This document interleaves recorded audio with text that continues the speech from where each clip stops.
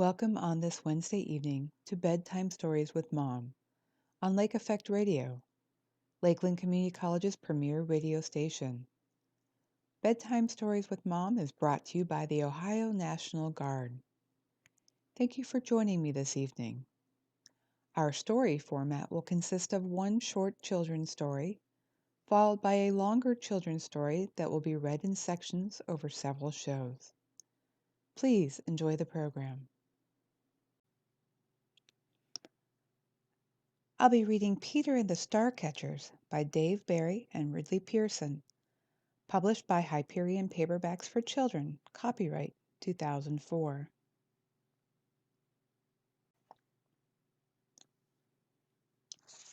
Peter and the Starcatchers. Chapter 1. The Neverland. The tired old carriage, pulled by tired old horses, rumbled onto the wharf, its creaky wheels bumpity-bumping on the uneven planks, waking Peter from his restless slumber. The carriage interior, hot and stuffy, smelled of 5 smallish boys and 1 largish man, none of whom was keen on bathing. Peter was the leader of the boys, because he was the oldest. Or maybe he wasn't.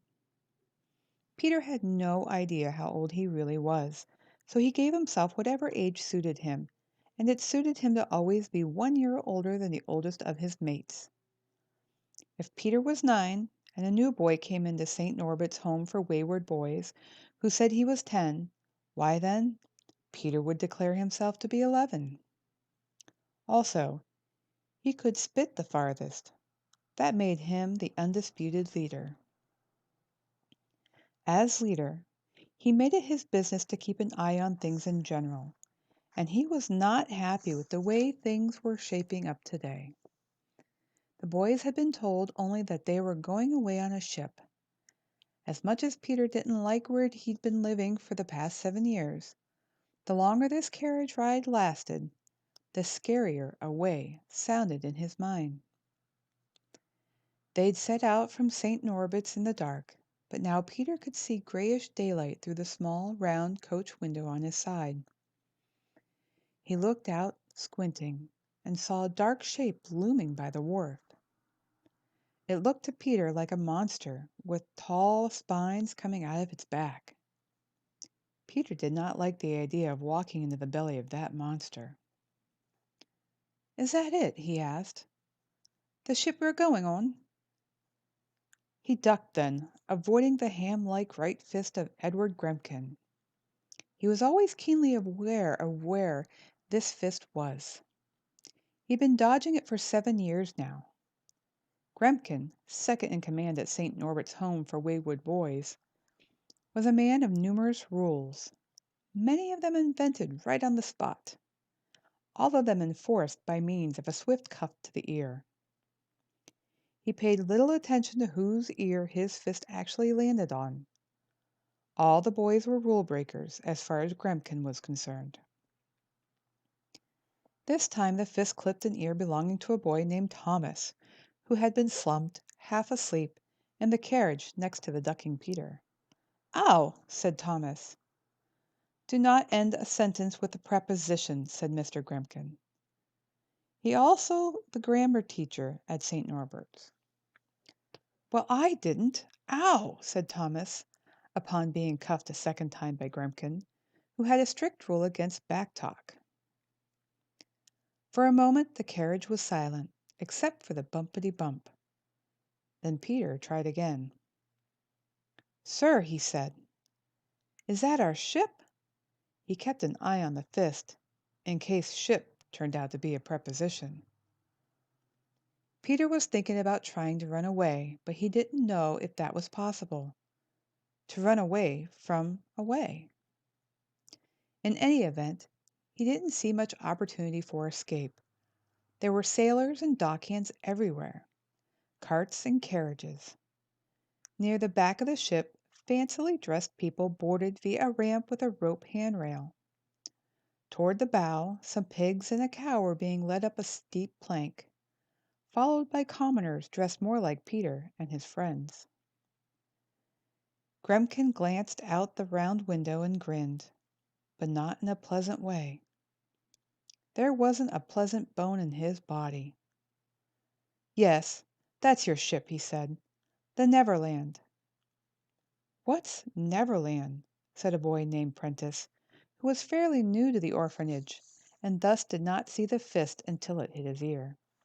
"Ow!" he said. "Don't be asking stupid questions," said Gremkin, who defined stupid questions as questions he could not answer. "All you need to know is this ship will be your home for the next 5 weeks." "5 weeks, sir?" asked Peter.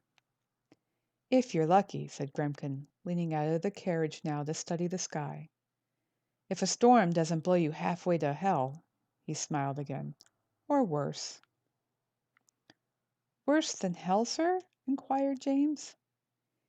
"He means if the ship sinks," said Tubby Ted, who had a gift for looking on the dark side, "and we wind up in the sea, swimming for our lives." "But I can't swim," said James. "None of us can swim." "I can swim," Tubby Teddy declared proudly. "You can float," corrected Peter. Even Gremkin cracked a smile at that, yellow tooth stumps showing through chapped lips. Peter looked down the wharf and saw a much nicer looking and bigger ship, painted a shiny black. Its crew wore uniforms, unlike that of the Neverland. It, too, was being loaded, and seemed readily to set sail. If it came down to choosing between the two ships. "It doesn't matter," said Gremkin brightly, his mood improving. "Swim, sink, float, the sharks will take care of all you boys before you get a chance to drown." "Sharks?" said James. "Big fish with lots of teeth," said Tubby Ted. "They eat people." "What if there's no people in the sea?" said Thomas. "What do the sharks eat then?" "Whales," said Tubby Ted. "But they like people better, and there's plenty of people in the sea. Ships is always going down. I heard about one. Ow!" "That's enough of your jabber," said Gremkin, who had a rule against too much jabber. The carriage pulled to a stop beside the ship. As Gremkin and the boys climbed out, a thick, bald man in a grimy officer's uniform thumped down the gangplank and approached the carriage. "You Gremkin?" he said. "I am," said Gremkin. "And you are?" "Slank. William Slank.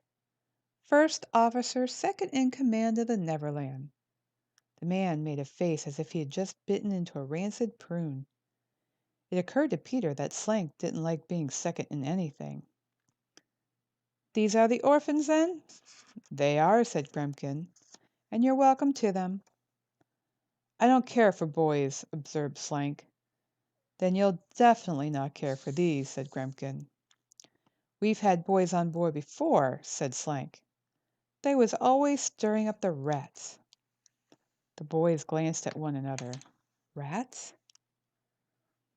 "The thing to do," said Gremkin, "is keep them disciplined." To illustrate, he shot his fist sideways, not looking where it was going. It struck Prentice, who, being fairly new, had not yet learned that it was unwise to stand immediately to Gremkin's right. "Ow!" said Prentice. "Sir," said James to Slank, "there's rats on the ship?" "Don't you be playing with the rats," said Slank, cuffing James on the ear. "They make a tasty treat when the food runs out." "The food runs out?" asked Tubby Ted, suddenly reluctant to take another step. "When?" Slank slapped him across the ear and said, "After we eat you." Gremkin nodded approvingly, confident now that he was leaving the boys in good hands. Peter scanned the area for a place to run and hide. He saw a supply store offering pulleys and hemp rope, some taverns, the Salty Dog, the Mermaid Song. Mermaids? Peter wondered. But everywhere he looked, there were sailors and dock workers, rough men with rough hands. He wouldn't get 10 paces before one of them would collar him, if Slank didn't collar him first. "I'll be getting back to St. Norbert's," Gremkin said. He turned toward the coach, paused for a moment, then turned back and said, You boys better watch out for yourselves." In 7 years, that was the nicest thing Peter had ever heard Gremkin say. "All right," said Slank as Gremkin turned back towards the coach. "You boys get on board. We're waiting for one more piece of cargo, and then we cast off." Peter eyed the nicer ship down the wharf. Some soldiers were approaching it, carrying rifles and bayonets. The soldiers wore crisp blue uniforms and black shiny boots. They walked either side of a horse-drawn cart that carried a single trunk, black, done all around with chains and padlocks. The boys hesitated, taking their first good look at the Neverland. It wasn't as big as they expected, and it looked old and poorly kept. Frayed ropes, peeling paint, barnacles and green slime climbing down the hall from the water line. "Get a move on," said Slank. "I can't swim," whispered James. "We'll be all right," said Peter. "It can't be worse than St. Norbert's." "Yes, it can," said Tubby Ted. "The food runs out." "Sharks," Thomas reminded them. "Rats." "We'll be all right," repeated Peter, and he started up the gangplank, being the leader, but still thinking about finding a way to escape before the ship set sail. Peter and the Starcatchers, Chapter 2, The Second Trunk. Not far down the wharf from the Salty Dog and the Mermaid's Song, two men toiled in a dark, dismal warehouse, its enormous doors open to the harbor and the ships that were preparing for departure. "Are we done, then?" asked Alf, the bigger of the two. He had a nose wart the size of the shape of a small mushroom. "Because I could use some grog." Alf, being a sailor, could always use some grog. "Not yet," said Mac. "Slank says we got one more to get aboard, this one over here." Mac, a thin man, but as strong as any hand on the Neverland, had a tattoo of a snake's head on his neck, the snake's body disappearing into a sour close. Mac pointed to a corner of the warehouse where a filthy canvas was draped over a bulky object. The two men trudged over. Mac grabbed a corner of the canvas and pulled it off, revealing a common-looking trunk made of rough wood, but held shut by thick chain and secured by three padlocks. Alf studied the trunk, frowning. "Ain't this the trunk them soldiers brought in here this morning?" he asked. "It looks like it," said Mac, "but it ain't. There was two trunks come in together. The black one got loaded onto the Wasp by them soldiers. Heavy as lead it was. Then Slank pulls me aside and says he wants us real careful like to put this one aboard the Neverland. He says tie the canvas tight round it and walk it up the main gangway like it belonged to one of the travelers. He says if we do this right, there's 2 bob more in our pay." "A piece?" said Alf. "A piece," said Mac. "All right, then," said Alf, who was not one to ask questions when 2 bob was involved. "Let's tie her up, then," said Mac. "You lift the end there, and I'll tuck this canvas underneath and slip the rope round it." "Why don't you lift the end?" said Alf. "It's me back, Alf," complained Mac. "You know how it troubles me." "No more than mine troubles me," said Alf. "But I said it first," said Mac. Alf sighed. The longer they argue, and Alf knew from experience that Mac would argue this point a good long time, the less chance he'd have to get some grog before they set sail. "All right, then," Alf said, and he squatted to grab hold of the end of the trunk. Alf was a simple man, of simple wants. What he hoped to get from life was food that was soft enough to chew, a place to sleep out of the rain, and some grog now and again. Alf had never known true happiness, and he didn't expect to. And so he was not ready at all, for what happened when his rough, calloused hands touched the trunk. First he felt it, a warmth starting in his hands, but quickly moving up his arms and down his back and into his legs, and everywhere the warmth went it was wonderful. Like stepping into a bath. In an instant the pain in his bent old spine, the throbbing pain that he'd lived with since almost his first day on the docks, was gone. So was the aching weariness in his legs. Gone. But there was more. There was a smell. It was flowers, new grass in a meadow right after a spring rain, a fresh orange being peeled. It was cinnamon and honey and bread just baked and pulled from the oven. And another smell even more wonderful than all the others, though. Alf couldn't place it. Like nighttime, he thought. Alf could see light now swirling around his head, colors and sparkles moving the music, dancing to the sound of bells. Yes, it was bells, tiny ones by the sound of them, and it was a sweet and joyful sound, though Alf could hear something else in it, something that seemed to be trying to tell Alf something. He strained to hear it. He wanted to hear it. "Alf!" said Mac, shaking Alf's shoulder harder now, hard enough so that Alf let go of the trunk. And when he did, the wonderful smells were gone, and so were the lights and the bells. And Alf could feel the weight come back into his body, his back and his arms and his legs, along with all the old aches and pains, and he felt himself settling as though he'd been, but that was impossible, floating above the warehouse floor. Just a little bit of an inch, but floating. He brushed off his hands, thinking someone had put rat poisoning on the outside of the trunk.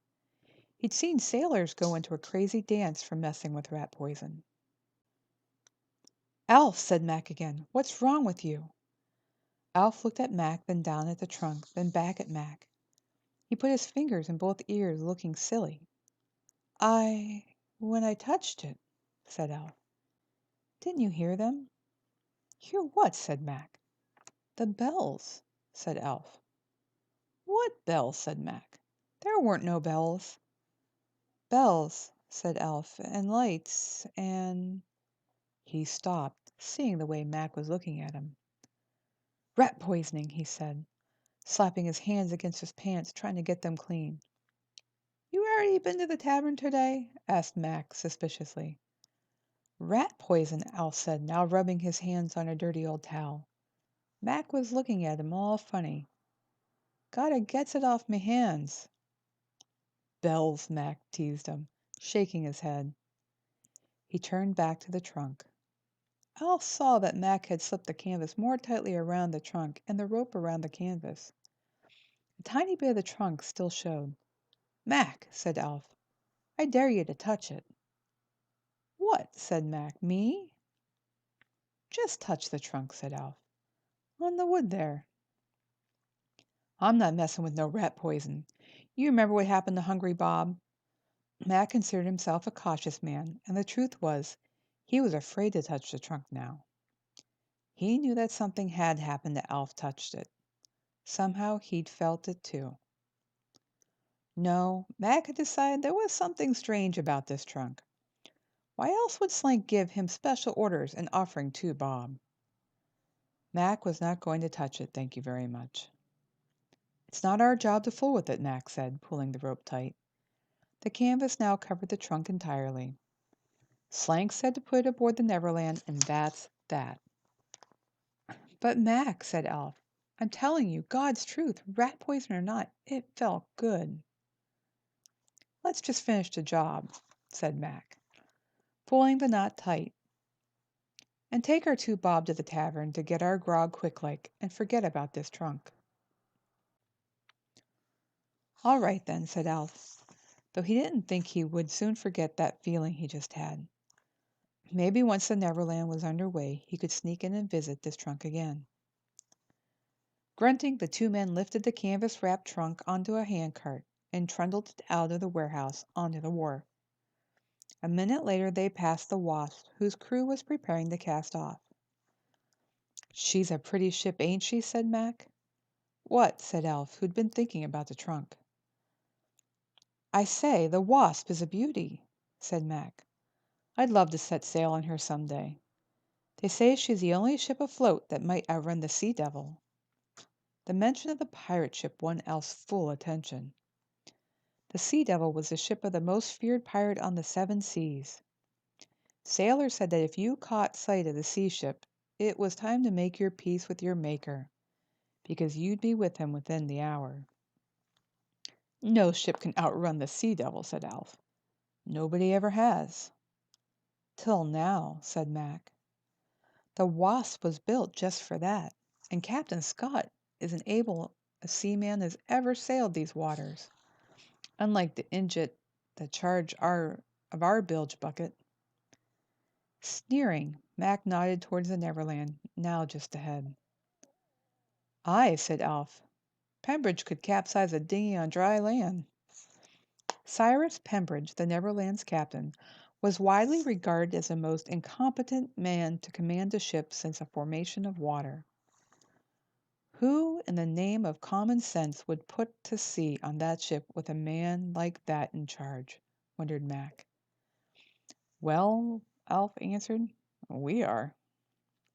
"True," Mac said, "but nobody else hires the likes of us." They were alongside the Neverland now. The ship had been loaded and provisioned. The crew was preparing to cast off. Most of the passengers were on deck. Some were looking around anxiously at the decrepit ship and the scruffy crew in whose hands they were placing their lives. Others were leaning on the dockside rail, watching the cast-off preparations. Among these, Alf noticed, was a group of 5 boys near the bow. They looked plainly scared, except for one, a wiry boy with bright orange hair. Not the largest of the lot, but the one who seemed to be in charge. He had an air about him, Alf thought, the look of a boy who doesn't miss much. "It's about time," said Slank, tromping down the gangplank, trailed by 2 more seamen. "You're late. Tide's begun to run," said the men behind him. He said, "Get this cargo trunk aboard." As the men bent to heft the load, Alf, not thinking, not know why he did it, slipped his hand under the canvas flap, thrusting it forward until his fingers felt the smooth wood. "Here, now!" said Slank. "What the dickens are you doing?" "Alf," said Mac, "what are you doing?" But Alf didn't hear them. Instantly he was lost in all over again, the warmth and the smells, the music and the floating. And it was so good, especially the sweet song. There was something else in there, too. Something the bells were saying, trying to tell him. What was it? "Hands off that cargo!" Slank yelled. Alf felt himself yank away from the trunk, and then the music was gone, and all the other good feelings with it. Alf was wobbly, but with Mac's help he managed to keep his feet. Alf watched the 2 men carry the trunk onto the ship, and he felt a sadness come over him, because he knew he might not hear that music again.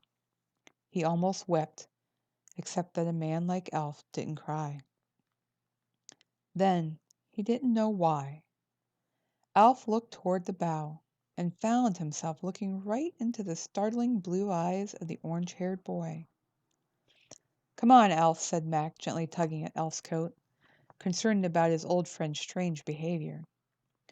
But for a moment Alf held still, his gaze still looking with that of the orange-haired boy. "Come on," repeated Mac. "We're casting off."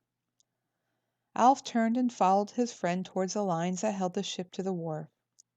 After a few steps he looked back, but the boy was gone. Boys get into all sorts of trouble, he thought, his ears still ringing for the music of those bells. You are listening to Bedtime Stories with Mom on Lake Effect Radio, Lakeland Community College's premier radio station, brought to you by Ohio National Guard.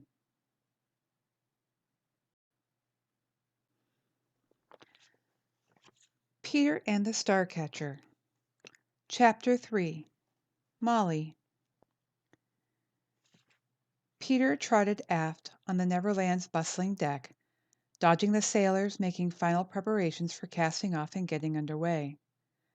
The forward gangway had been detached, hauled aboard and stowed. Now sailors were working on the aft gangway. When they were done, there would be no way off the ship. Peter's plan was to dart down the gangway just before they finished the job and disappear into the bustle on the wharf. He figured the ship's departure wouldn't be held up just for him, a mere 1 boy out of 5. He had no plan for what he'd do once he got off the ship. All he knew was He didn't want to stay on it. He'd seen enough of the Neverland to describe that it was an unpleasant, dirty place run by unpleasant, dirty men. They were around him now, stinking of sweat, struggling with lines and sails as an officer shouted orders that consisted mostly of curses. They don't seem like a happy group, thought Peter. He neared the aft gangway and stopped, looking for his chance to flee. Directly ahead, blocking his path, stood the first officer, Slank, supervising the gangway crew. Just beyond, two sailors were carrying the canvas-draped cargo that had been brought onto the ship at the last minute. Peter had watched the cargo's arrival and the little drama that had played out on the wharf. He'd seen the sailor, the one with the big nose wart, reach under the canvas and touch something. He'd seen the look that had come over the man's face. He looked so happy, Peter thought. Why did he look so happy? Peter studied the mysterious cargo now being maneuvered into the aft hold. It didn't look heavy. The sailors handling it fairly easily. Peter wondered what was inside. He was distracted by a giggle and turned to see a rare sight, a girl.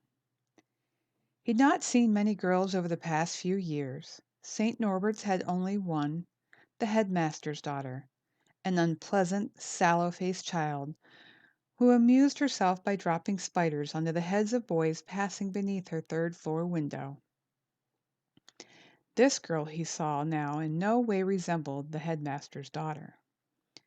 She had large, wide-set green eyes and long brown hair that curled slightly and turned to gold at the tips.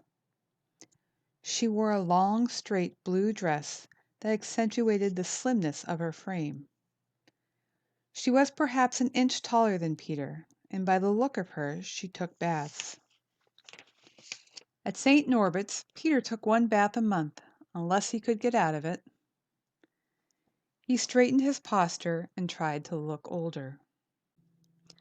The girl stood next to a stout woman wearing a wide-ranging and complicated skirt and wielded a formidable black umbrella. The woman's hair was an unnatural shade of red, and she wore a great deal of powder on her face, caked and cracked at the edges of her mouth and nose. She was surveying the ship and crew, and it was clear she did not approve of either. The canvas-wrapped cargo was lowered into the hold and disappeared. The brown-haired girl watched it go, then glanced around quickly. Her eyes fell on Peter. He half expected her to look away, as strangers do when their gazes lock by accident. But she didn't. She kept her eyes on him, studying him openly, until finally it was he who broke the contact. Peter turned toward the wharf. "Ready, sir," shouted the seaman. "Get aboard, then," shouted Slank. "We're wasting time." Peter's attention returned to the gangway, which he saw was about to be hauled aboard. This was it, his chance to escape. He tensed his legs as he prepared for the dash to the wharf. Ready, set. "Peter!" He felt a hand grab his shirt from behind. "Peter!" It was James. "Not now," whispered Peter. "Go away." "But I lost you, and I couldn't find you, and go away!" hissed Peter, pushing James from him. He looked around quickly and saw the girl staring at him. He looked back to where several sailors were preparing to haul up the gangway. Again Peter stiffened, ready to run for it. "Please," James pled, weeping, his voice desperate. "I'm scared." Peter looked, he didn't know why, back up at the girl. She was watching him intently. For an instant he thought her expression meant that she disapproved of his shoving James, and it bothered him. Why do I care what she thinks? But then the girl shook her head side to side, barely moving it. It's not disapproval, Peter thought. She's warning me.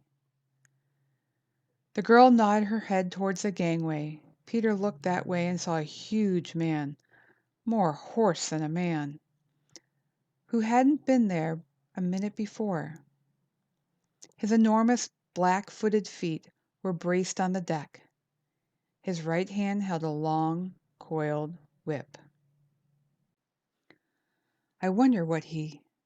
It happened in a second, at most 2. A sailor bolted for the gangplank, his bare feet slapping wood. He had taken perhaps 3 long strides when the whip cracked. It moved much too fast for Peter to see it, and wrapped itself around the man's ankle like a snake. The sailor crashed to the deck as the giant jerked the whip back, dragging the man effortlessly, as he were no more than a dead cat, to the feet of a scowling Slank. Slank spat on the sailor. "Having second thoughts, were you now?" he said. "Somebody always does, come cast-off time. That's why we have little Richard here." Slank nodded back at the huge man, then drew back his leg and kicked the would-be escapee hard in the ribs. The man moaned and squirmed on the deck. "You'll be starting out this voyage with a week in the brig," said Slank. "Hardtack and water for a week. You can sleep with the rats for a while, and if that don't improve your attitude, we'll give you another taste of little Richard's lash, only this time he won't be so gentle." Slank glared around the deck. "Anybody else having thoughts of leaving?" he said. The sailors, avoiding Slank's stare, busied themselves with their work. "I thought not," said Slank. "Now get this bag of lice out of my sight." As the sailor was lifted, still moaning, and hauled below, Slank resumed his supervision of the gangway crew. "Ready?" he shouted. "Heave to!" The sailors grunted, and the gangway was raised up off the wharf and slid back onto the deck. Slank gave the order to cast off the lines. The bow, pushed by the tide, began to slowly swing away from the wharf. No getting off the ship now. Peter glanced up again at the girl. She was still watching him. If not for her warning, it would have been his ankle snared by the whip and his bruised body being hauled off the brig. He nodded to the girl just a bit. It was the closest he would come to thanking her. The girl nodded back, her face serious, but her eyes betraying a hint of amusement. And then, to Peter's surprise, she walked over to the short set of ladder-like stairs that led from the aft deck cabins to the main deck, collected her skirts into a fistful of fabric, and descended. The stout woman leaned over the rail and called after her, "Miss Molly! Miss Molly!" But the girl paid no mind. She walked up to Peter, who made himself as tall as he could. They were just eye to eye. "Thinking of leaving us, were you?" she asked. "I don't know what you're talking about," Peter said. "Don't you?" she said, smiling now. "No, I don't." "Good," she said. "Because it would be a shame to miss a voyage aboard such a lovely ship as the Neverland." The stout woman leaning over the upper rail snorted, making a noise like an irate duck. "Lovely ship indeed," she said. "It's a floating stinkhouse is what it is, pardon my French. And barely floating at that." "That's Mrs. Bumbrake," said the girl, still looking straight at Peter. "She's my governess." "Your father buys us passage on a garbage cow," said Mrs. Bumbrake. "But does he sail with us? Oh, no, not him. He sails on the Wasp, the finest ship in all of England." "I'm sure father has his reasons," said the girl. Mrs. Bumbrake made the duck sound again. "My name is Molly Astor," the girl said to Peter. "What's your name?" "Peter," he said. "What's your last name?" "I don't know," he said. It was true. Back at St. Norbert's he once asked Mr. Gremkin what his last name was, and Gremkin had boxed his ear and told him it was a stupid question. Peter never asked again. "Well, Mr. Peter Nobody," said Molly, "do you know how old you are?" "How old are you?" said Peter. "I'm 12," said Molly. "I'm 13," said Peter. "Wait," said Molly. "I just remembered. Today is my birthday. I'm 14." Peter frowned. "Wait," he said. If you were 12 and today is your birthday, you'd be 13. Not in my family, said Molly. In my family, we only celebrate even-numbered birthdays. Peter was impressed. He'd never thought of that. I just remembered something myself, he said. Today is also my birthday. And I am now, he paused dramatically, 16. No, said Molly, too much. I'll accept 14. We'll both be 14. Peter thought about it. All right then, he said, 14. So, Mr. 14-year-old Peter Nobody, said Molly, why are you going to Rundoon? What's Rundoon? asked Peter. Molly laughed. You really don't know? She said. No, said Peter. Well, said Molly, you'll know soon enough, because that's where the ship is sailing. My father is to be the new ambassador there, in the court of His Royal Highness King Zarboth. She held up the 3 middle fingers of her right hand, the third. The daughter of an ambassador, said Mrs. Bumbrake, and he puts us on the sea-going dirt bucket. Pardon my French. What kind of place is Rundoon? asked Peter. Mrs. Bumbrake made the duck sound. Not a terribly pleasant one, I'm afraid, said Molly. The people are nice enough, but the king is not nice at all. The king, said Peter. His Royal Highness King Zarboth the Third, said Molly, and again she held up 3 fingers. He's a bad man. What do you mean he's bad? said Peter. And why do you hold up your fingers when you say his name? I'm practicing, said Molly. If you don't salute with these 3 fingers when you say his name and he finds out, he has these very fingers cut off. He does? said Peter. He does, said Molly. There's a shop in Rundoon that sells nothing but 2-fingered gloves. Does a brisk business, too. Oh, said Peter. But that's not the worst part, said Molly. It's not? No. The king's late father, His Royal Highness King Zarboth II, was eaten by a snake. So? said Peter. It wasn't just any snake, said Molly. It was the pet snake of His Royal Highness King Zarboth III. Both Molly and Peter held up 3 fingers this time. His snake ate his father? Peter said. Yes, said Molly. Somehow, she arched her eyebrows knowingly. The snake got loose in the father's bedroom while he was sleeping. They say the son wasn't a bit upset, not even seemed surprised when it ate his father. And now, as king, he keeps the snakes by his throne and feeds it by hand. What does he feed the snake? asked little James, speaking up for the first time. And who's this young gentleman? asked Molly. He's James, said Peter, and don't ask him his last name, because he doesn't know either.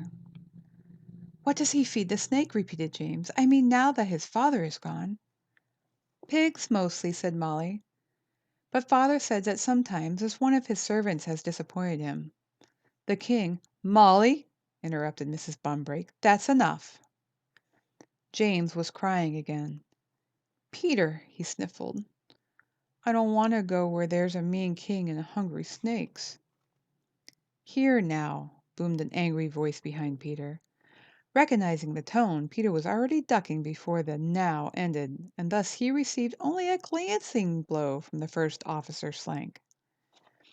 You runts ain't supposed to be here, shouted Slank at Peter and James. This here's for first-class passengers. These here ladies. He glanced up toward Mrs. Bumbrake, whose skirts swirled in the wind, revealing a plump ankle, a pink flash of shin. Slank's mouth went slack for a moment, then he smacked his lips. Mrs. Bumbrake blushed and tilted her head down, raising her eyes so she could bat them at the smitten Slank. These here lovely ladies, he said, turning back to Peter and James. do not want to be bothered by riffraff like you." Molly said, "But they aren't bothering us." "Forward with you right now," said Slank, ignoring Molly and giving Peter and James a rough shove, so that Peter had to grab James to keep him from falling. "There's no need for that," said Molly. "All due respect, miss," said Slank, "but I knows how to handle this here riffraff. We've had these orphan boys aboard before, and if you let 'em—" "Orphans!" said Molly, her eyes widening. "These are the orphans?" "Yes, miss," said Slank. "We've got 5 of 'em this voyage." Molly, somber now, stared at Peter. "What?" said Peter. "Oh, my!" said Mrs. Bumbrake. "What?" repeated Peter. But Molly said nothing. "Get moving," said Slank, shoving Peter and James again. "And if you don't want to feel little Richard's lash, you'll stay forward until we reach Rondoon. After that, your sorry hides belong to Zarboff." Peter froze. "King Zarboff?" he said, slowly raising 3 fingers. "The third?" Slank laughed, pleased by the fear on Peter's face. "Why, yes," he said. "You didn't know? You'll be spending your days as a servant in the court of His Royal Majesty. He goes through a lot of servants, does the king. Seems we've got to bring him a new lot every trip we make. So my advice is, keep lively unless you want to see his snake from the inside." Slank, roaring with laughter, gave Peter and James another shove. The 2 boys stumbled forward, James sobbing.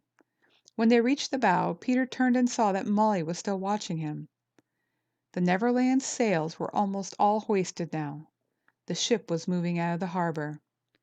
Peter glanced over the side at the dark water, gauging the distance to land.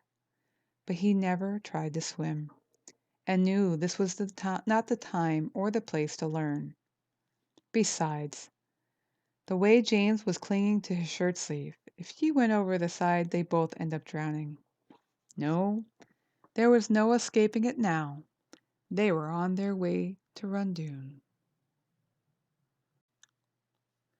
You are listening to Bedtime Stories with Mom on Lake Effect Radio, Lakeland Community College's premier radio station, brought to you by Ohio National Guard.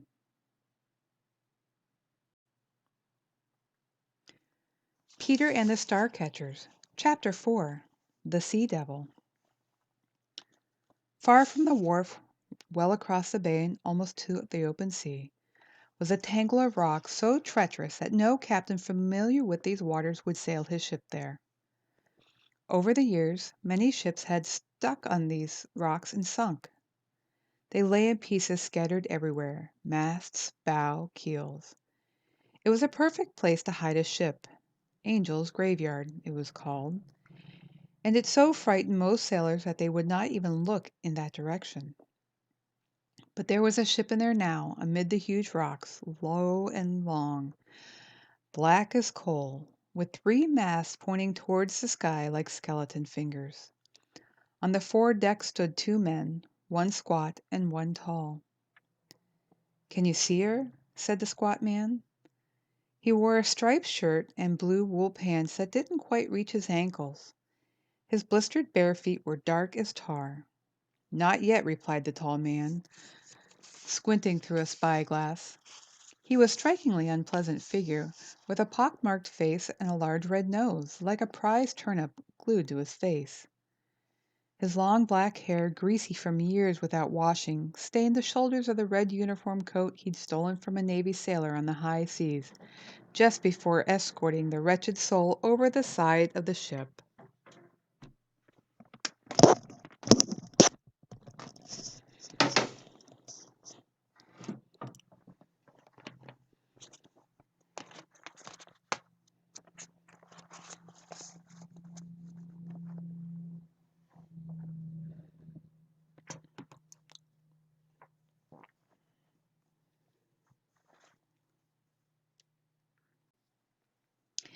He had dark, deep-set, piercingly black eyes, overshadowed by eyebrows so bushy that he had to brush them away to see through the glass. But his most prominent feature was the thick, black growth on his upper lip, long and lovingly maintained, measuring nearly a foot between its waxed and pointed tips. It was this feature that gave him his name, the most feared name on the sea, Blackstache. "There's a hunk of worm food on the way, the Neverland," he said. "What kind of fool name is that for a ship?" "It's a fool name, all right," said the squat sailor. "Shut up," said Blackstache. "Aye, cap'n." Blackstache moved a few steps to his right, then squinted through the glass again. "There she is," he said. "The Wasp, clear as day. Now that there is a rival worthy of the Sea Devil. So she thinks she can sting us, does she? Outrun us?" He laughed, and so did the squat man, and so did the dozen or so pirates within earshot, though they didn't know what they were laughing at. The crew of the Sea Devil understood. If Blackstache laughed, you laughed. If he snarled, you snarled. If he breathed in your direction, you ran for cover. Rat breath, his sailors called him behind his back. It was said that he liked to eat vermin raw with a touch of sea salt. When Blackstache had heard enough laughter, he raised his arm and the crews quieted immediately. He turned to the squat man who had been the Sea Devil's first mate for a year now, the longest anyone had ever gone in the position without being heaved overboard by the captain. "We've got the ladies ready, don't we?" asked Blackstache. "Aye, captain, we do at that." "Then we'll just see who's the faster ship, won't we, Smee?" "Aye, we will, sir," said Smee, "if the ladies hold." The ladies were Blackstache's secret weapon. A special set of sails he had the ship sailmakers make, using patterns that Blackstache had obtained from, of all places, a ladies' corset maker. Though they had not yet been tested at sea, Blackstache was convinced that his invention would revolutionize the pirate industry. He was saving the ladies for just the right moment, when he was heading downwind, closing on his prey for the kill. "They'll hold," he said. He spat on the deck, then turned to the sailors gathered near. "We'll see who's the fastest ship afloat, eh, men?" he said. "And when we do, the Wasp won't be floating any more." The sun-bronzed pirates cheered, and not just because they had to. They knew there would be treasure on board soon, with a share for them. Blackstache saw the greed in their eyes. "Treasures, lad!" he shouted. "The greatest treasure ever taken to sea." The pirates cheered again, louder this time. "Or so some have said," said the Blackstache, and he turned to stare at the cage on the main deck. There was a man inside the cage, a uniformed sailor. He huddled in a corner, shaking at the sound of Blackstache's voice. "And if this scurvy dog is wrong," said Blackstache, his black eyes boring in on the terrified prisoner, "then he'll wish he'd never been born, that I vow." "The treasure's on the Wasp, I promise," cried the prisoner. "I heard it with me own ears." "It better be," Blackstache said, "or I'll wear them ears on a necklace." Ignoring the man's whimpers, Blackstache turned and raised the glass to his eye again. "They're hoisting sail," he said. "Making to catch the tide. Tell the men to make ready to follow." Smee relayed the order, and the pirates swung smoothly into action. They didn't look pretty, but they were an efficient crew, well trained by the whip. Blackstache ignored them, his gaze still aimed through the glass. "You're mine, Wasp," he mumbled on foul breath, a rare smile on his thin lips. "You and everything you hold. Mine." Peter and the Starcatchers, Chapter 5. Captain Pembridge. The boys were shown to their quarters in the Neverland by a gaunt, hollow-eyed sailor called Hungry Bob. He led them down a ladder and along a narrow passageway below decks, stopping in front of a low opening. "Here you go, lads," he said. "You're home away from home." Peter, followed by the others, ducked through the opening. What they found was depressing, even measured against The low standards of St. Norbert's, a tiny, gloomy, windowless space lit only by a sputtering oil lamp. The air reeked of smoke and rotten fish. The floor was bare, except for a chipped crockery pot in the corner. "We're all supposed to sleep here," Peter said, "but there's not enough room." "Oh, you'll be glad you're close together," said Hungry Bob. "Keeps you warm." "But it smells," said James. "It does?" said Hungry Bob, sniffing. "Not so I can tell." Hungry Bob was not exactly a fragrant flower himself. "Anyways, you'll get used to it." He pointed to the crockery pot. "I put your dinner in the corner there. You eat once a day, and you want to eat it right quick when I brings it, or the rats'll get it first." The boys, who hadn't eaten since the night before, brightened at the prospect of food. They gathered around the pot. "Where's the plates?" said Prentice, "and the spoons?" Hungry Bob had to grab the wall to keep from falling over with laughter. "Plates!" he roared. "Spoons!" "Then how do we eat?" said Prentice. "Like the rest of us," said Hungry Bob. "With your hands." The boys peered doubtful into the pot, which contained a darkish liquid. It looked far from appetizing, but they were hungry. Tubby Ted, always the first to take action where food was concerned, cupped his hand and scooped out a handful of the liquid with some small grayish lumps floating in it. He sniffed it, wrinkled his nose, then shrugged and took a lump into his mouth. Immediately he spat it to the floor. "It's alive!" he screamed. The boys looked at the lump on the floor, and sure enough, it was wriggling. "It's a worm!" said Tubby Ted. "He fed us worms!" Hungry Bob picked up the worm and looked at Tubby Ted. "You ain't going to eat this?" he asked. Tubby Ted shook his head violently. "Your loss," said Hungry Bob. Then, as the boys watched, slack-jawed, he popped the worm into his mouth, chewed thoughtfully, and swallowed. "Moth maggot," he said. "I prefers fly, but moth is good, too." Tubby Ted turned away retching. "You eat worms?" said Peter. "I eats what I can on this ship," said Hungry Bob. "Ate a piece of rope once. 2 months at sea we was. Mr. Slank had me lashed for that, but it was worth it. That was tasty rope. You'd boys better be wise to eat whatever you get, because you won't get much." "But," said Peter, "I mean, worms?"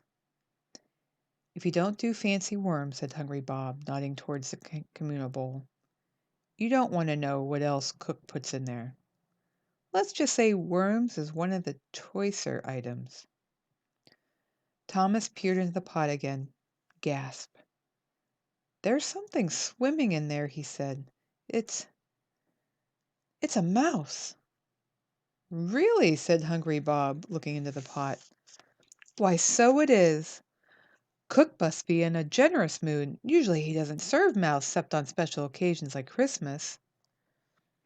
Thomas moved away from the pot. "I'm not hungry," he said. "Nor me," said James, and then Prentice. Tubby Ted was still retching. "Sir, we can't eat this," said Peter. "As you like," said Hungry Bob, picking up the pot. "This'll make a fine dinner for me. But in a day or two you boys will be hungry, and I'll be taking this pot out polished clean by your tongues." "I don't think so," said Peter. "Look, sir, there must be better food on the ship." "Oh, there is," agreed Hungry Bob, "but not for you or me." "But, sir," said Peter, "please, if you would—" "Listen, boy," interrupted Hungry Bob. "You're wasting your time talking to me. I ain't the only one who decides these things. I'm a deck rat, not the captain." "Well," said Peter, "what if I ask the captain?" That struck Hungry Bob as even funnier than the request for spoons. "Ask the captain?" he roared, almost choking. "Ask the captain? Yes, you do that. You ask Captain Pembridge for a nice dinner." Chuckling, muttering, asked the captain to himself. Hungry Bob ducked back through the opening, carrying the dinner pot. The younger boys looked at Peter, who was not sure he liked being the one who was supposed to know what to do. "All right, then," he said. The boys kept watching him. "All right, then," Peter repeated. "I'll be back." "Where are you going, Peter?" asked James. "I'm going to see the captain," said Peter. He wasn't sure this was a good idea, especially after Slank's warning to stay away from the aft part of the ship. But he figured he had to do something. "You wait here," he said to the boys, and ducked out into the passageway. As Peter climbed the ladder, he heard a drunken voice bellowing. Reaching the deck, he looked around and saw that the voice was coming from amidships, where a red-faced and very round man in a comically elaborate, too-small uniform was shouting odd orders to an audience consisting of Slank and half a dozen crewmen. "Avast the main mizzen!" the round man shouted. "You heard Captain Pembridge," shouted Slank. "Avast the main mizzen!" His voice was stern, but Peter saw he was smirking. "Aye, aye, sir," shouted the men, and grinning. They began fussing busily with various lines, tying and untying knots. Peter didn't know anything about ships, but he could see immediately that they were merely pretending to do something nautical. "Keel haul the scuppers!" shouted the captain.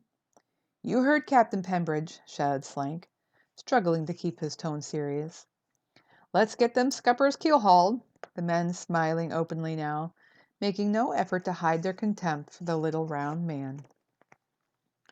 They had good reason. Cyrus Pembridge was easily the worst captain in British nautical history. He had never bothered to learn even the basics of seamanship, choosing instead to occupy his time consuming vast quantities of rum. He held command of the Neverland solely because his wife's family owned a shipping line and his wife detested him. She had insisted that he be given a ship, her thinking being that he would be away from home most of the time. Ideally, he would manage to sink his ship and thus be out of her life altogether. The shipping company, following sound business practices, had given Pembridge its most worthless ship, staffed with the most incompetent and disposable crew. The crew had quickly recognized that it was suicide to try and follow Pembridge's commands, which never made sense anyways. It was Slank who ran the Neverland. But on those rare occasions when Pembridge staggered out on deck, Slank and the crew amused themselves by pretending to obey him. "Cast off the aft binnacle!" Pembridge was shouting. "Cast off that binnacle!" repeated Slank to a grinning crew. Pembridge turned and looked at Slank.